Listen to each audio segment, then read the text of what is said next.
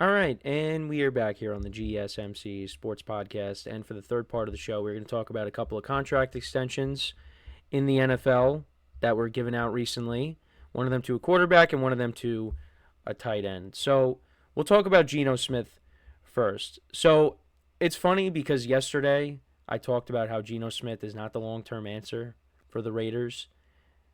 Because I felt like, at some point they got to take a quarterback. Geno Smith is, getting older now, surprisingly. I mean, he's been in the league since 2013, which I just can't believe how fast his career has gone. And, he did go, years without being a starter, and then he was given a second chance in Seattle and, did play well. Did kind of fall off a little bit.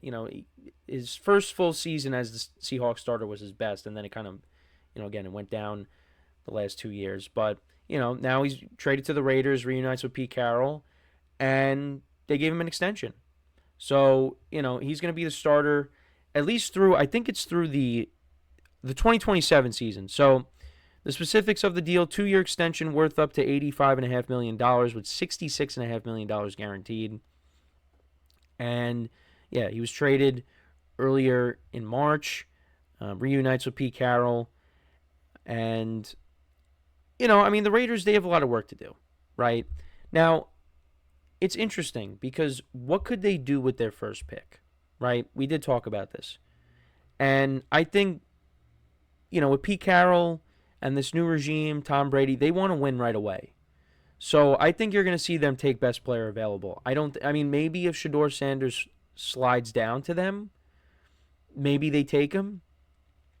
But I feel like, especially with what Pete Carroll said in his press conference, that, they don't want to start from scratch. They don't want to, they want to get this thing going right away. And you're going to see them take best player available. Now, when we talked about them yesterday, they were not a very good running team. They were ranked last. So I could see a scenario where they take Ashton Jeanty. I think they could. I think you could definitely see that happen. Could they go defense? Maybe.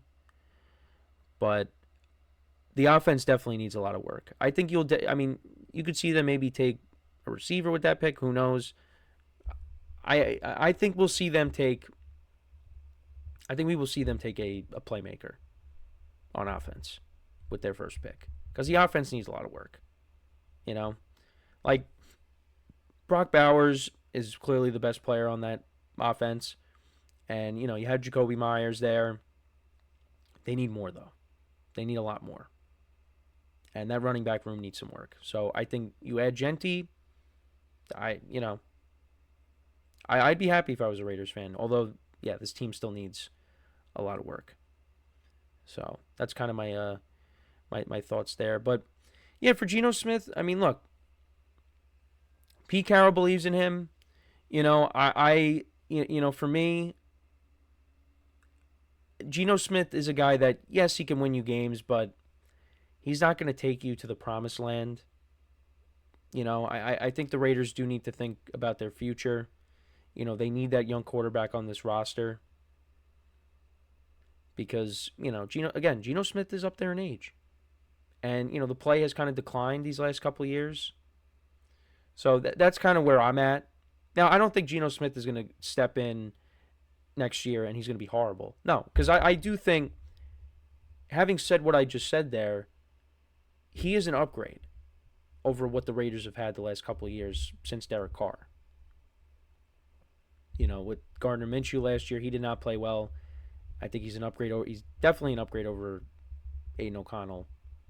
Although O'Connell, the Raiders did win a couple of games towards the end of the year with him as the starter. And, he showed you flashes here or there. But I think he's no more than a backup quarterback that could start here or there. So, and the other thing too is with the Raiders, it's they play in this tough division. You rank the quarterbacks, he's ranked last. Geno Smith. So, look, maybe they could pull off some upsets here or there. Pete Carroll is also a great coach. So, we'll see how it goes. But, good for Geno. He actually, with this contract,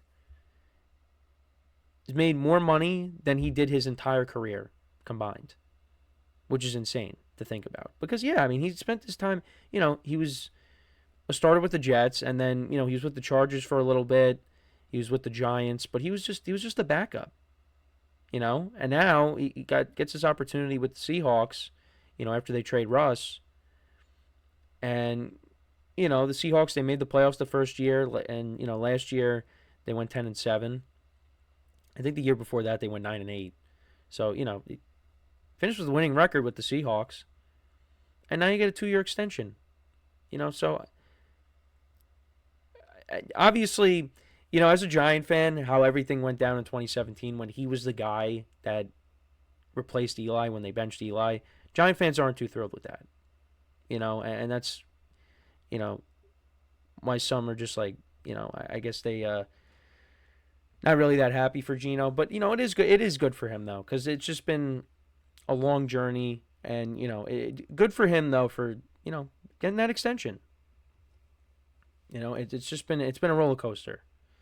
And he did right back, and now he gets to sign write that name in for his contract extension, sign his name.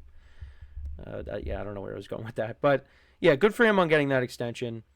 But yeah, we'll see how the Raiders look. We got the whole draft. Let's see what they do there, what they do with their pick. Like I said, I think you could see them take Genti. I really do. But then we also had a tight end get a contract extension. This one I love, and that's Trey McBride. Signs a 4-year, $76 million extension, and this takes it through the 2029 season. This includes $43 million guaranteed with $32.5 million. All right, $43 million guaranteed with $32.5 million fully guaranteed. The new contract adds $19 million in average annual salary. And at $76 million, McBride becomes the highest paid tight end, surpassing Travis Kelce's deal and George Kittle's deal. His salary will increase significantly from $5.786 million in 2025 to $19 million per year starting in 2026. Now, last year he only had 2 touchdowns, but he had a career best 111 catches. He had 1,146 receiving yards. Yeah, he didn't score a touchdown until like the second to last game of the season, but he has become one of the best tight ends in the NFL. Under the radar too, because we always talk about Kelce, we talk about Kittle, we talk about Mark Andrews, and obviously Brock Bowers had a big year, but Trey McBride's pretty good, and he's a key playmaker on that offense. The Cardinals do have good weapons on that offense.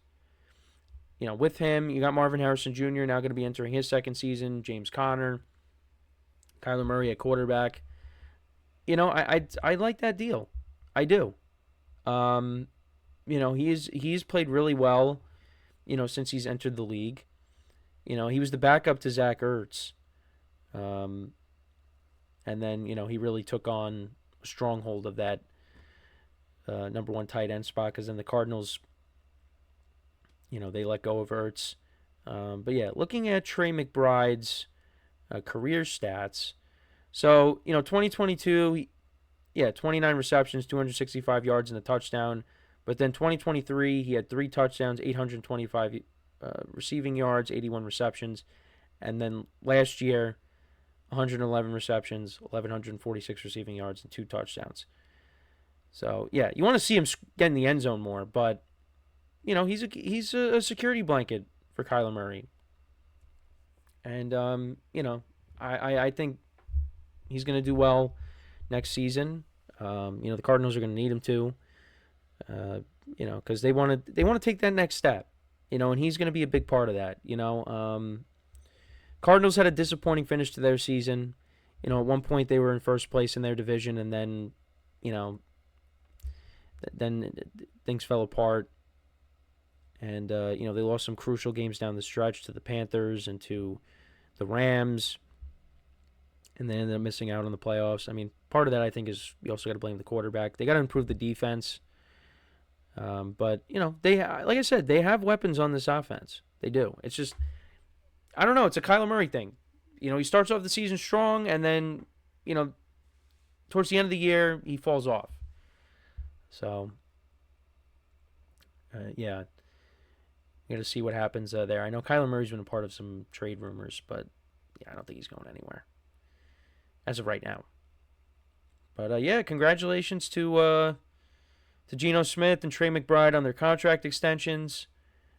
Let's see if anybody else gets another contract from now till we get to the draft. But yeah, I mean, things have kind of slowed down in the football world. With everybody pretty much is signed to free agency. Although there are still free agents out there, like Aaron Rodgers, who we talk about every single week, and some of the other guys that are still available. Keenan Allen is still out there. But yeah, it's kind of slowed down. It's slowed down. It's going to pick up obviously when we get to the draft. But yeah, that's why like that first week of free agency is great because you have so much to talk about, right? There's so much stuff that you could talk about and cover, but then it kind of slows down. But figured I'd bring this up. You got two now a former NFC West player going to the AFC West, but yeah, him and Geno Smith and Trey McBride. Figured just put them together and just talk about the extensions. But the Geno Smith extension, I was definitely a little surprised by.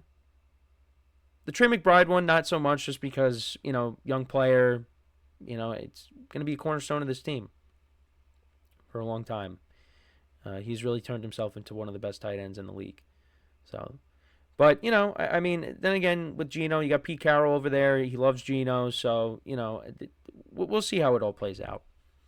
But let me know what you guys think about the contract extensions given out to Trey McBride and Geno Smith. How do you feel about them? Let me know in the comments. So we are going to take our next break, and then when we come back, we will talk about the Dodgers.